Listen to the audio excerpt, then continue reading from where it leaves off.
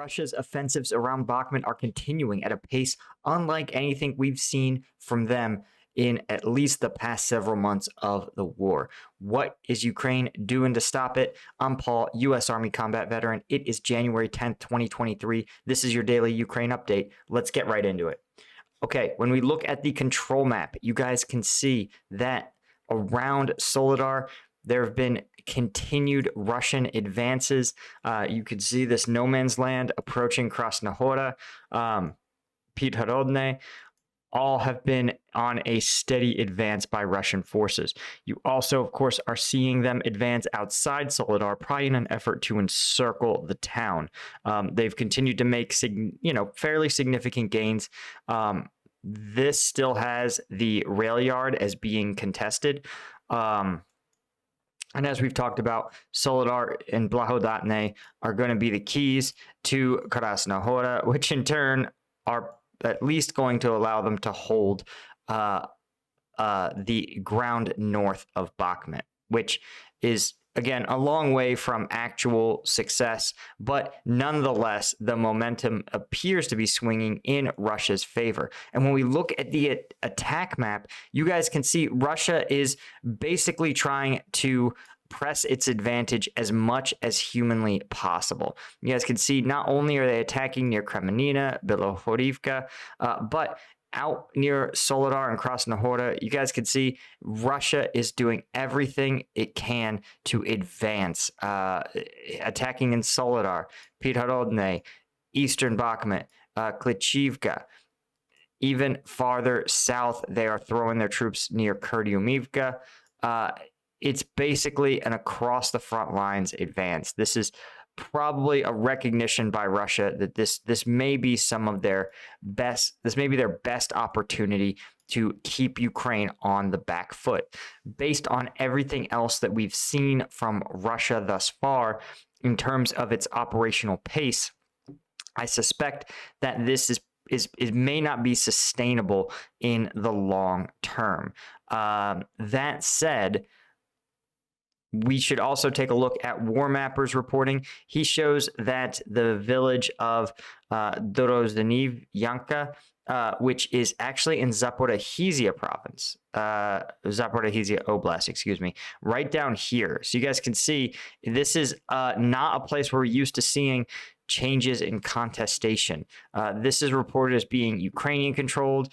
The control map here is reporting it as being now listed as contested when it was previously listed as controlled. A sort of, I guess, a counterattack by Russian forces. You guys can see Russian forces reporting to have advanced through some of this no man's land here. The question that we are left with is that what can Ukraine do about these significant advances? Oh yeah, you guys can see here, War Mapper also showing, Russia advancing through Soledar, and other than that, these are the only two major changes that War Mapper is reporting.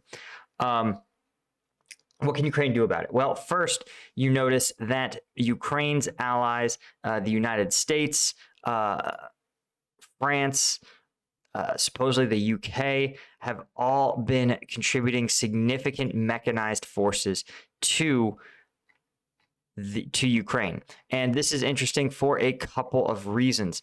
First off, mechanized forces, while sort of useful on the defense, really are at their best when they are on offense. So they're contributing to them in a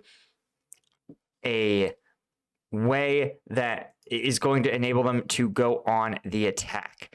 And this is, of course, there we go.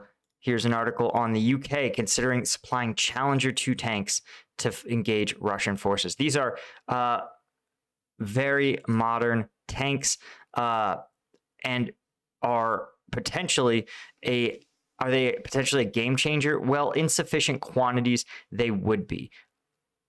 And the Bradley fighting vehicle being turned over to Ukraine is another example. And these can be used to really apply a lot more pressure. I think Ukraine is seeing that without mechanization of its forces, it's not going to be able to seize large portions of its territory and deliver the sort of lightning advances that they need to. Russia has been, we'll say, forcibly demechanized in many ways, and is now largely appears to be a foot traffic army, a light infantry force primarily. So that means that if Ukraine can collect enough of its armored and mechanized forces, it can really drive a serious wedge if it can break through Russian lines, like we've seen. Russian lines are resilient.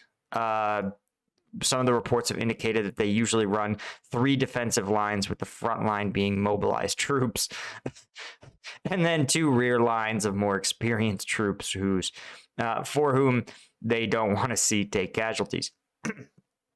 But if you can break through that tough exterior, the interior can be very soft, because Russia, its poor command and control, its poor transportation means that if Ukraine can get to the backfield, then they can really make advances faster than Russia can meaningfully respond.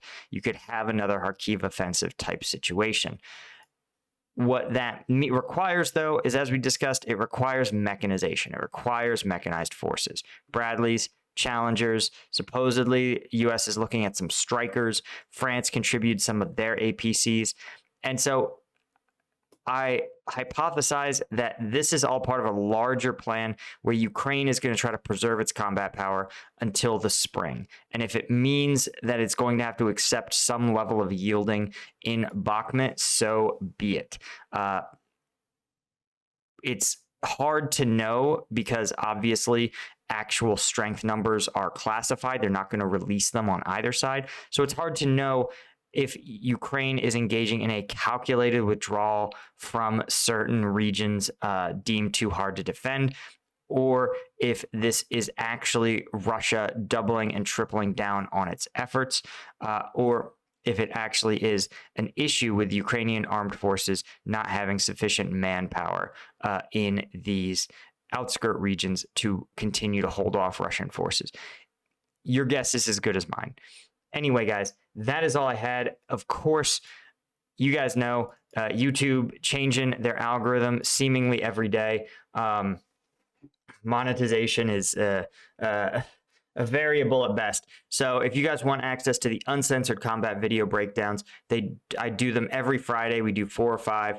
I did last week. We saw a POV from the Azov battalion. We saw some drone footage of a tank clearing a trench at point blank range, and there's always new viral videos for us to break down. Thanks to my lieutenant tier patrons as always, and I'll see all you guys in the next one.